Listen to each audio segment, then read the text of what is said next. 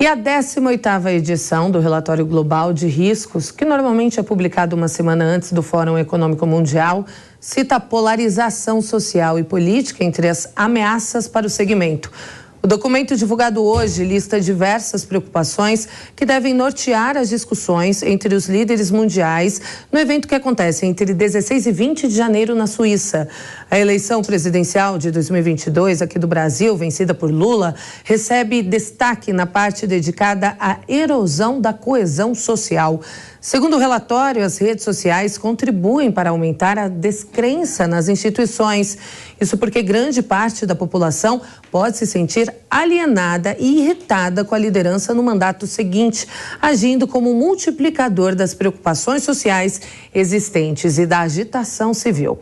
Além da polarização política e social, o documento também cita como crises sociais custo de vida, abastecimento de alimentos e energia, baixo crescimento e confronto geopolítico.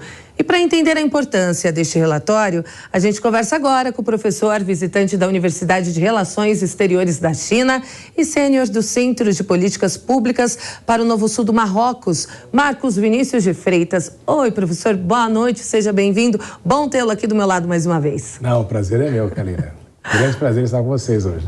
Bom, primeiramente, doutor, ajuda a gente, ajuda a nossa audiência a entender, então, este relatório, o que ele diz sobre a polarização. A polarização, de fato, é um grande problema aqui no Brasil? Sou eu? É, sim, doutor. Professor, perdão. Não, o relatório, inclusive, muito interessante, Kalina, porque ele conta justamente de vários fatores que a gente tem que se preocupar com relação àquilo que está acontecendo globalmente falando. A questão da inflação, a questão da pandemia, todos esses aspectos são abordados. Mas é interessante que, na lista de preocupações quanto ao futuro, o relatório coloca em quinto lugar, no momento presente, e projeta para daqui 10 anos, dizendo que este problema tenderá a continuar, mas é justamente essa questão da polarização política que nós estamos enfrentando que divide a sociedade. E uma das coisas interessantes desse processo todo é que indica na descrição do relatório que o grande problema é que as mídias sociais, elas fizeram com que necessariamente houvesse aí uma polarização da sociedade, fazendo com que desaparecesse o centro político dos países. Então você tem hoje em dia aquele clima constante de dois lados extremamente opostos em que você não consegue chegar ao meio termo e isso não é saudável para as sociedades. Então a grande discussão deste relatório, que é curto, não é, com relação a vários temas abordados, mas ele diz que o grande problema que nós enfrentamos atualmente é justamente a deterioração e a inexistência de um centro político que atue como um buffer, né, como um intermediário para que a sociedade não fique polarizada como está. E esta polarização leva aí a brigas constantes, a insegurança jurídica e o resultado necessário de falta de cooperação e até mesmo um desincentivo a investimentos estrangeiros nos países, justamente pelo cenário político instável. Bom, sobre o digital, a doutora Elaine entende muito bem, então passo a você a pergunta, doutora. Muito bem. Professor, a gente viu que a resposta rápida que os três poderes deram à tentativa de atentado, de ataque à democracia no domingo, foi muito positivo em relação ao mercado, né? O mercado abriu a segunda-feira respondendo de forma muito positiva, mas a instabilidade política, como o senhor veio pontuando, ainda é um problema que a gente precisa avançar. Nesse sentido, a internet tem sido aí um instrumento agora nessa redemocratização, né? A partir do momento que a gente tem ali a redemocratização do Brasil, a gente também tem aí o aceleramento do uso da internet e cada vez mais a gente tem a democracia sendo exercida de forma mais ampla, ou seja, a informação ela se pulveriza mais, com mais rapidez e você já não tem mais a informação concentrada em grupos específicos, em grupos seletos, né? Você tem toda a sociedade aí podendo discutir, mas também tem um efeito colateral que é justamente a fake news, né? Nesse sentido, a gente adoeceu um pouco, né? A gente está vivendo uma democracia um pouco doente no aspecto de que a gente tem hoje muito mais acesso à informação e acesso à voz, mas, por outro lado, também a gente tem aí uma sociedade onde grupos acabam se perfazendo em cima disso e criando aí o que eu chamo constantemente de milícia digital. Como é que o senhor entende que os governos democratas, né, como o Brasil vive, né, um governo dentro de uma democracia, vai conseguir resolver essa questão da polarização política e dessas paixões criadas a partir de fake news de internet? Essa é a pergunta de eu não diria nem $1 milhão de dólares, mas muito mais do que isso, né? Porque o grande desafio que a gente enfrenta atualmente é que você não tem lideranças políticas que consigam atrair para este centro da discussão, não é? Porque se você tem aí lideranças políticas que necessariamente levam a esta disputa, a briga entre os dois lados, este constante fla-flu da sociedade, você precisa que essas mesmas lideranças sejam aquelas que busquem um processo de unificação nacional. Inclusive, o relatório que você mencionou, Kalina, fala justamente a respeito, no caso brasileiro, de que o presidente atual foi eleito com uma diferença mínima de 1,8% na questão dos votos. Isso é uma margem muito pequena, o que significa que a sociedade está muito dividida, e isso precisaria que você tivesse um líder na posição que soubesse estender aquele ramo de oliveira para o outro lado e conseguisse convencer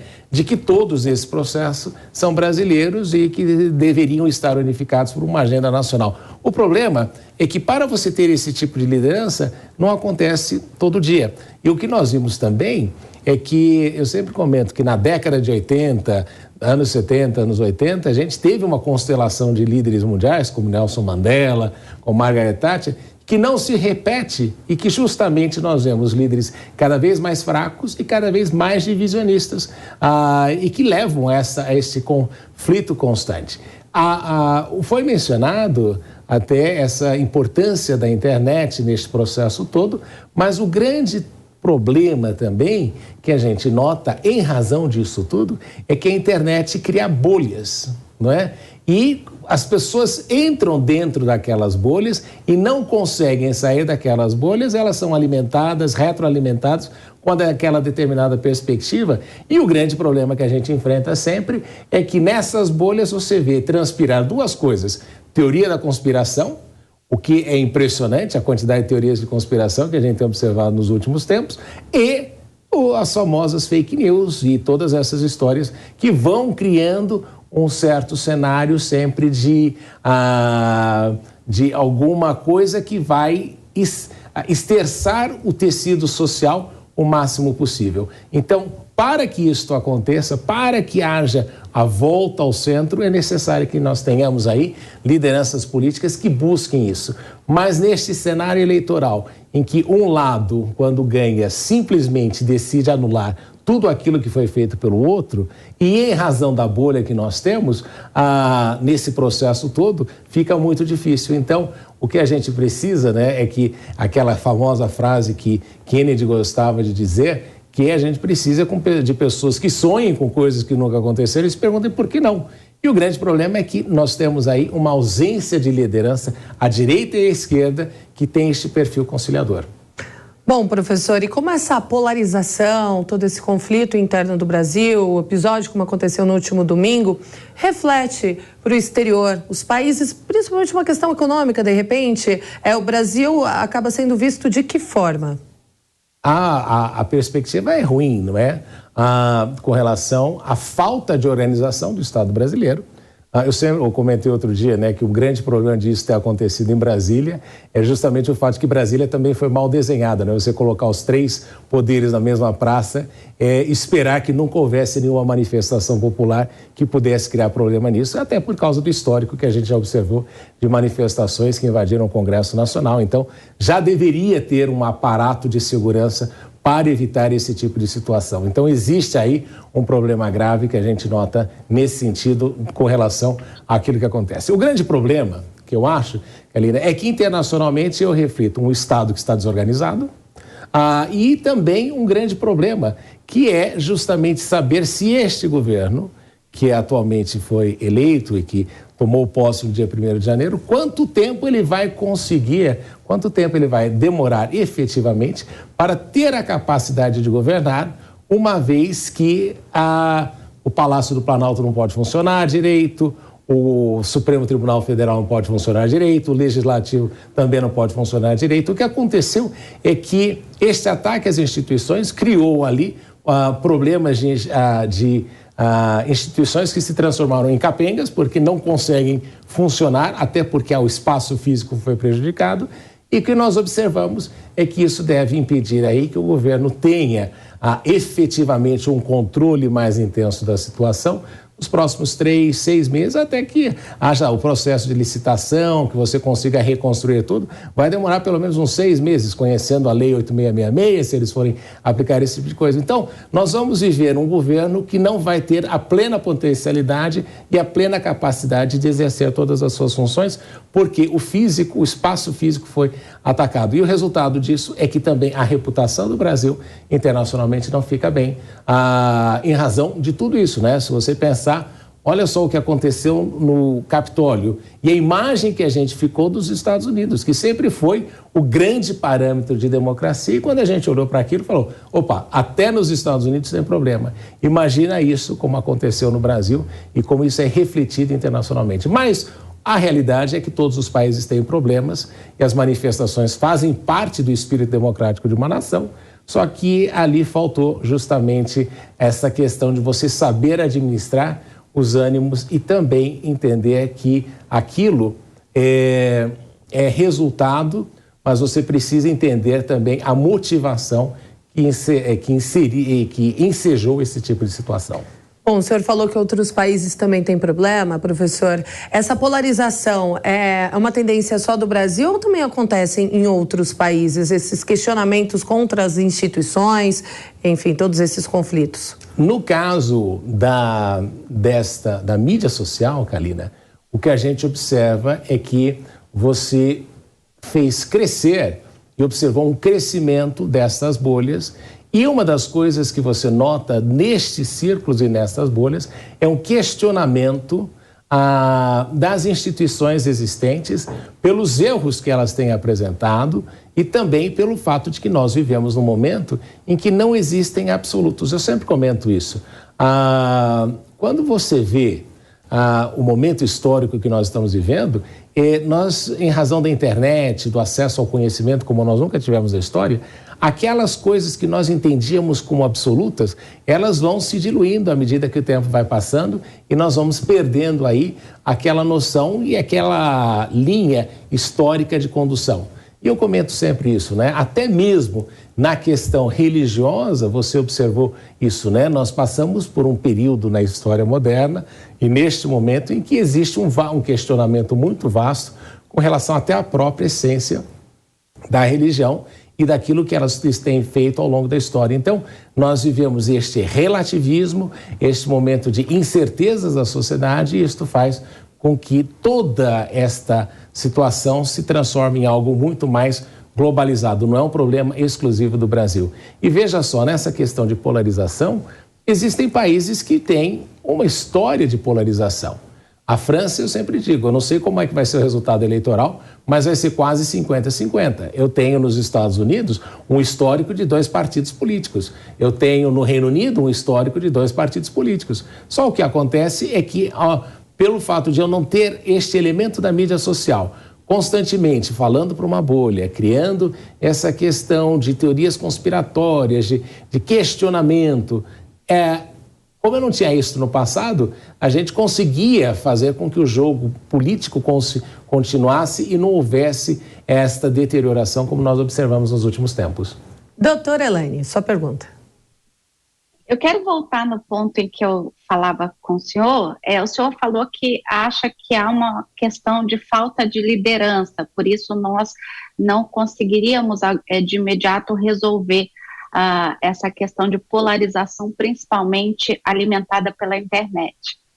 O Lula, a gente sabe, é um filho da redemocratização, né? Foi eleito aí, é o presidente que foi mais eleito aí desde o final da ditadura militar no Brasil. O senhor acredita que ele tenha condições de resolver, ou pelo menos dar alguma direção nesse sentido, ou não?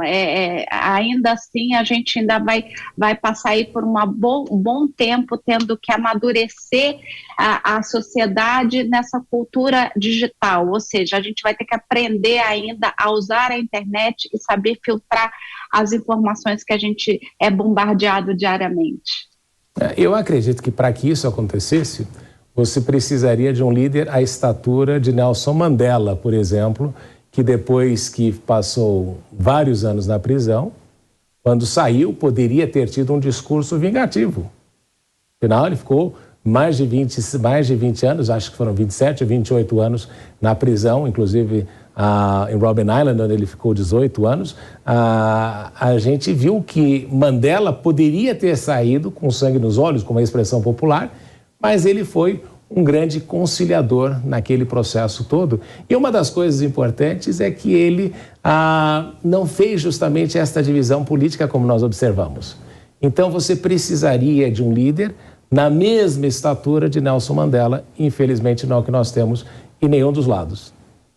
Bom, professor, e ainda sobre o Fórum Econômico Mundial em Davos, na Suíça, Geraldo Alckmin, vice-presidente, iria, não vai mais. Quem vai representar o Brasil é Fernando Haddad e também a Marina Silva, que é ministra do Meio Ambiente. O senhor acha que faz falta a presença, por exemplo, do presidente Lula ou até do Geraldo Alckmin ou não? O Brasil está bem representado com essas duas autoridades. O Fórum Econômico Mundial é um importante instrumento para o Brasil se apresentar ao mundo. A questão é que, como nós não tínhamos um plano de governo sabendo direito o que iria acontecer no Brasil, a grande pergunta é o que o Brasil quer apresentar para o mundo neste momento. Então, se a figura do presidente da República vai, ou se o vice-presidente da República vai, nesta situação, eles têm que ter ali uma perspectiva daquilo que eles pretendem apresentar ao mundo para que o mundo se interesse e olhe para o Brasil de um jeito diferente. Agora, se a mensagem é mais do mesmo, não vejo razão aí para que eles até gastem o dinheiro do contribuinte nesse sentido. Agora, resta saber aí o quanto, eu sempre comento isso, o quanto que haverá de interesse em eventuais apresentações do ministro da Fazenda ou da ministra do Meio Ambiente nas suas participações. Porque veja só, né?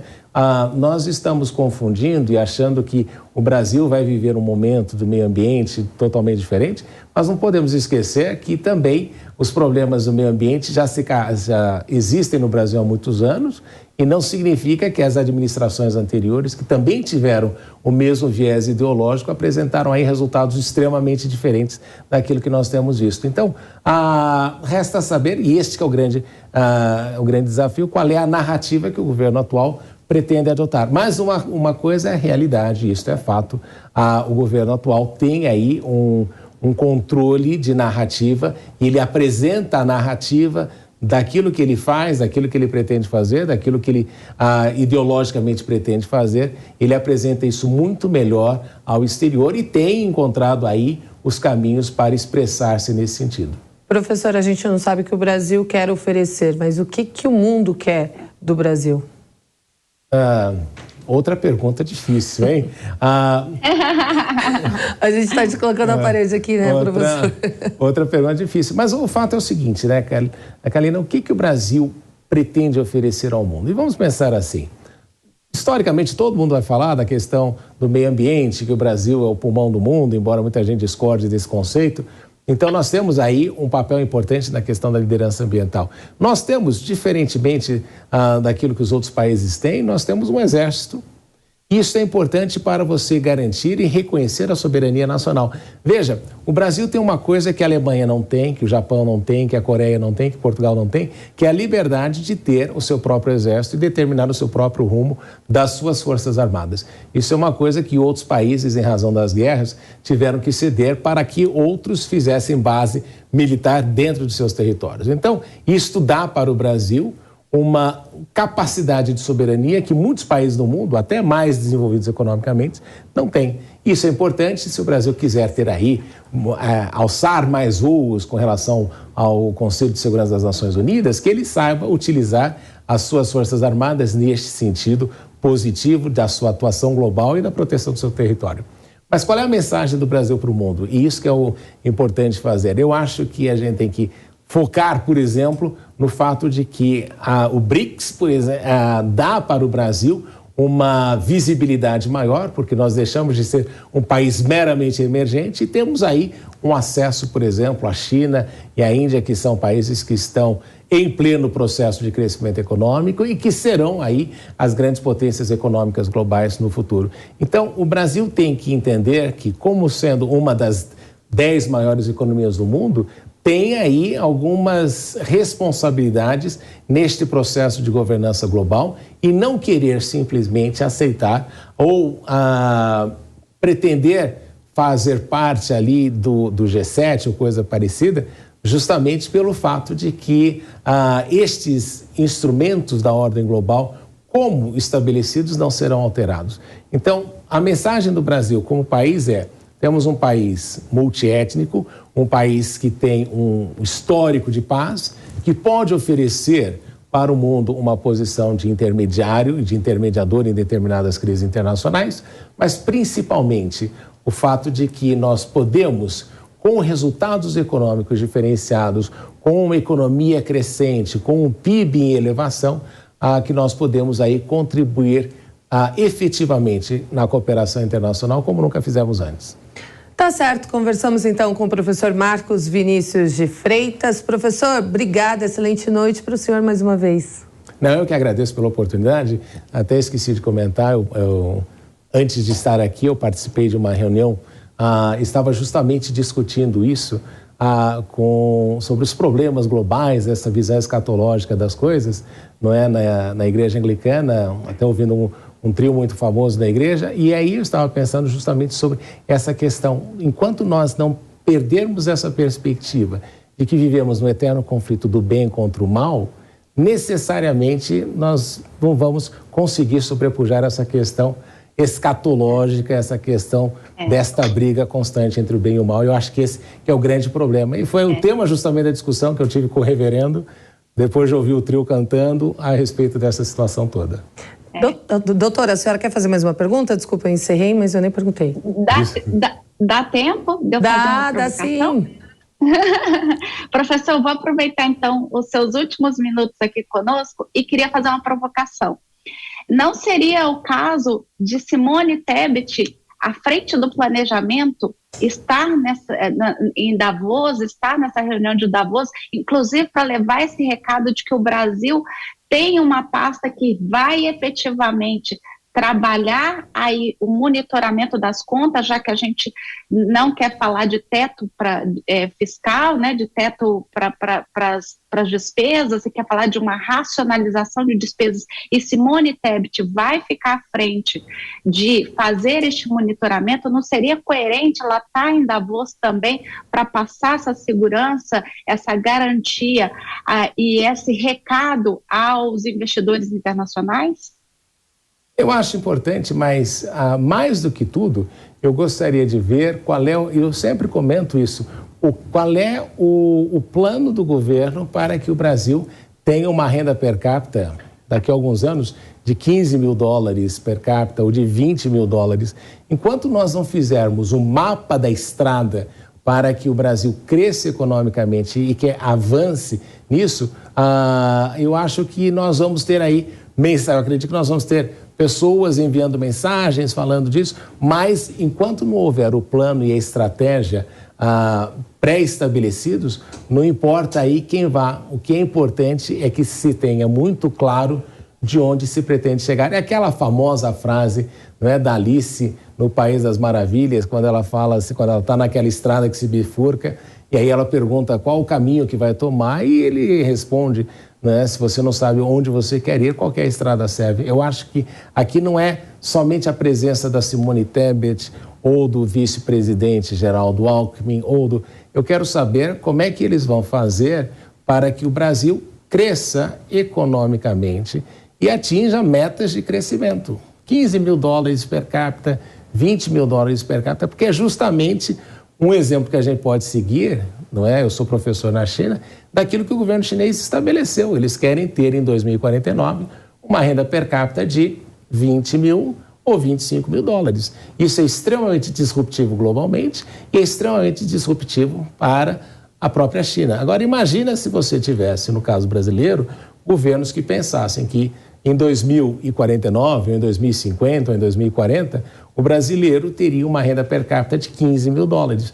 Imagina o quanto isso representaria no crescimento econômico do país nos próximos anos, ou de 20 mil dólares, e como isso seria importante para o país. Agora, o que a gente não tem, aí não é uma questão de pessoas, né? É questão de mensagem. Então, se vai a Simone Tebet ou se vai qualquer um, enquanto a mensagem não for clara daquilo que pretende fazer para que se tenha resultados econômicos positivos, eu acho que é só uma viagem de turismo. Tá certo, professor. Mais uma vez, obrigada pela entrevista. Excelente noite para o senhor. Sempre muito bem-vindo aqui na Jovem Pan News. Eu que agradeço pela oportunidade.